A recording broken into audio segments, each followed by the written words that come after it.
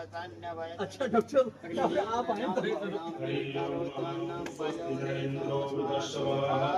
स्वस्ति न पूषा विश्ववेदाः स्वस्ति नस्तार्क्ष्यो अरिष्टनेमिः स्वस्ति नो बृहस्पतिर्देवेषु जगमया अग्निदेवा सुरक्षको श्रीनो देवा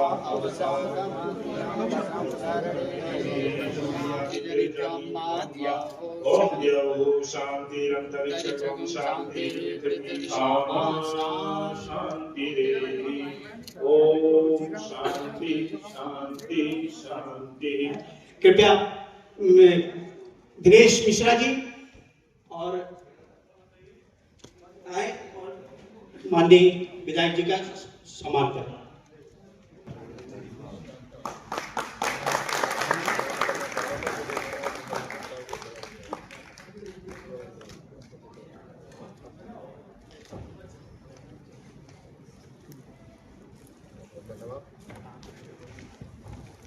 आदरणीय आपकी उपस्थिति से हमारे सभागृह अभिभूत हो गया है। आपका जैसे बहुत बहुत धन्यवाद।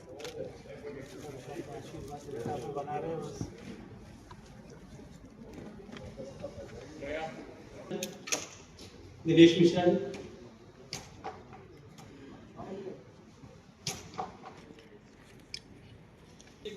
साथियों आपको बता दूं, जैसे ये जो ब्राह्मण महासंघ का कार्यक्रम था, हमारे पीछे देखेंगे तो ये पूरी टीम है उनकी, इन्हीं के द्वारा ये पूरे कार्यक्रम को आयोजित किया जाता था, जिसमें महेश शर्मा जी सांसद जी पहुंचे थे और उसके बाद फिर डॉक्टर पल्लवी शर्मा जी पहुंची थी और ऐसे कई लोग पहुंचे थे जो कि मुख्य अतिथि थे। इन्हीं से जानने का प्रयास करते हैं कौन कौन इस कार्यक्रम में पहुंचे और इस कार्यक्रम का क्या उद्देश्य था। क्या नाम हुआ? गिरीश मिश्रा, राष्ट्रीय अध्यक्ष ब्राह्मण समाज महासंघ। जी, यहाँ पे कार्यक्रम आज जो था इसका उद्देश्य क्या था? इसका एक ही उद्देश्य है और ब्राह्मणों का कोई उद्देश्य नहीं होता है।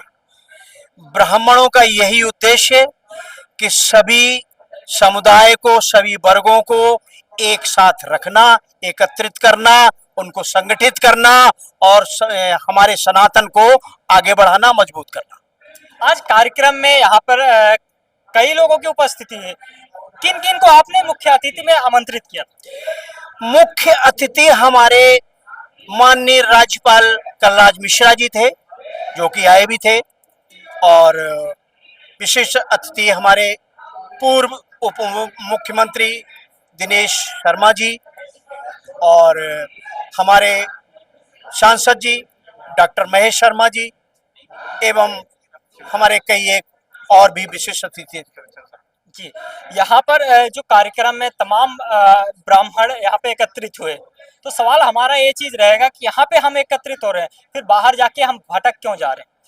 देखिए, अभी हम लोगों में थोड़ा सा मुझे लग रहा और काम करने की जरूरत है, क्योंकि हमेशा देखा गया है कि हर वर्ग छिटका हुआ है, अलग थलग पड़ा हुआ है। इसको एकत्रित करने की ही एक कड़ी है जो आज कार्यक्रम हुआ है। क्या ब्राह्मण असहाय होता जा रहा है? वो अपने ब्राह्मण समाज जो है उनका एक ब्रह्मचर्य को उनको ज्ञान है और उसके बाद वो चीजें छोड़ के वो गलत जगह क्यों भटकता जा रहा है? ब्राह्मण कभी असहाय न था, न है और न रहेगा। ये बिल्कुल भ्रमित करने वाली बातें हैं। ब्राह्मण तो वो रहा है जिसने दुनिया को रास्ता दिखाई। ब्राह्मण वो रहा है जिसने दुनिया को दान दिया है। ब्राह्मण वो रहा है जिसने अपनी हड्डियां दान दे दी। अरे ब्राह्मण तो वो रहा है जो जिसने चांद पे पहुंचने का रास्ता बताया। तो ब्राह्मण को आप ऐसा मत कहिए। ब्राह्मण सदैव सभी जाति, वर्ग, धर्म, समुदाय का मार्गदर्शन करता आया है और वो करता रहेगा। ये आरोप क्यों लगते हैं कि बार बार ब्राह्मण ही लोगों को बांटने का प्रयास कर रहा है? जो ये हिंदू समाज है, जो हिंदू राष्ट्र की हम बात करते हैं, ब्राह्मण बांटने का प्रयास कर रहा है बार बार। तो आप इस पर क्या आपकी टिप्पणी रहेगी? जो देशद्रोही है, जो समाज के द्रोही है, जो समाज के राक्षस है, इस तरह की भ्रमित बातें वही करते, अन्यथा कोई नहीं करता है। कहीं कोई नहीं भटक रहा है। मैं इसी को कंटिन्यूएशन में अध्यक्ष जी के साथ में इसमें जब दोहराऊंगा, ब्राह्मण में वो शक्ति है जो सनातन धर्म को जोड़ के रखती है। उसमें सारी जातियां हिंदू शक्ति जड़ के रखती है। तो जो ये बाकी जो समाज के जो बुरे लोग हैं ना, वो ब्राह्मण को बाकी समाज से अलग करना चाहते हैं दुष्प्रचार करके, कि अगर ब्राह्मण समाज जो है बाकी समाज से हटेगा तो कहीं ना कहीं हिंदू कमजोर होंगे, क्योंकि जो सनातन धर्म की पद्धति है, पूजा पाठ की पद्धति है, वैदिक मंत्राचार जो भी नियम की पद्धति है, वो सिर्फ ब्राह्मणों से ही आगे बढ़ती है। तो अगर ब्राह्मण हट जाएगा तो बाकी जो समाज है कहीं ना कहीं टूटेगा, कमजोर होगा और वो बिखरेगा। तो जो दुष्प्रचार कर रहे हैं वो इसीलिए कर रहे हैं, उनकी मंशा यही है कि हिंदू समाज आपस में बटे, और बटेंगे तो कटेंगे, एक रहेंगे तो नेक रहेंगे। जी, एक सवाल आपसे है। आप ब्राह्मण के लिए लड़ रहे हैं, एक स्वर्ण आर्मी है जो कि लड़ रही है ब्राह्मण के लिए, वो बार बार विरोध कर रही है कि आरक्षण खत्म हो। तो आपका क्या विचार है? अब भी ब्राह्मण की बात करें, वो भी ब्राह्मण की बात हम ब्राह्मण बटे नहीं है, ये बिल्कुल भ्रमित किया जा रहा है। ब्राह्मण एक है और सदैव सबको एकत्रित करने का। आरक्षण पर क्या सवाल रहेगा? आरक्षण के लिए देखिए, हमारा पहले से मांग है, ये आरक्षण होना चाहिए, बिल्कुल होना चाहिए, लेकिन आधार किसका? आधार गलत है, जातियों के प्रति नहीं होना चाहिए। जी, ये होना चाहिए जो गरीब आदमी है उसको आधार मिलना चाहिए, आर्थिक आधार पर मिलना चाहिए आरक्षण। वो किसी भी जाति का हो, किसी भी लेकिन जाति जो का। गरीब है उसको मिलना चाहिए। किसी भी जात का हो, यदि वो गरीब है, निर्धन है, तो उसको आरक्षण दीजिए, हम सहमत हैं, अन्यथा खत्म कर दीजिए। जात पे नहीं होना चाहिए, जात का काम नहीं होना चाहिए। लेकिन कहते हैं कि सबसे ज्यादा जो गरीब है वो हरिजन है, और उन्हीं को आरक्षण मिल रहा है, और इन्हीं का तमाम जगह से ब्राह्मण समाज विरोध भी कर रहा है। और आपने कहा कि खंडन होना चाहिए, हम आपकी बात से सहमत हैं कि आपने ये चीजें कहा कि जो ब्राह्मण है उसमें भी कुछ लोग गरीब है, और या तो उसमें भी गरीब है, तो जितनी भी जातियां हैं जो गरीब है उसके आधार पे आरक्षण मिले। भाई मेरे, आप ये देखिए, जो आपने कहा दलित गरीब है, अरे दलित अब गरीब रहे कहाँ हैं? 70-75 साल से तो उनको आरक्षण दिया जा रहा है, और आरक्षण मिलते मिलते वो राष्ट्रपति, प्रधानमंत्री, सुप्रीम कोर्ट के जज बन गए। अब आरक्षण की जरूरत क्या है उनको? अब तो वो हमारे बराबर आई, हमसे ऊपर हो गए, अब तो आरक्षण खत्म हो जाना चाहिए। कहीं ना कहीं भेदभाव हो रहा है। बिल्कुल 100%, 100%, 100%। आप सब पूरी टीम का इस पर क्या रहेगा? बिल्कुल यही विचार है हमारा कि जो हमारे आर्थिक स्थिति खराब है, जिन लोगों की, चाहे वो किसी जात के हो, उन लोगों को आरक्षण मिलना चाहिए, जातिगत आरक्षण समाप्त होना चाहिए। ये हमारी मांग है और इसका हम प्रयास करेंगे।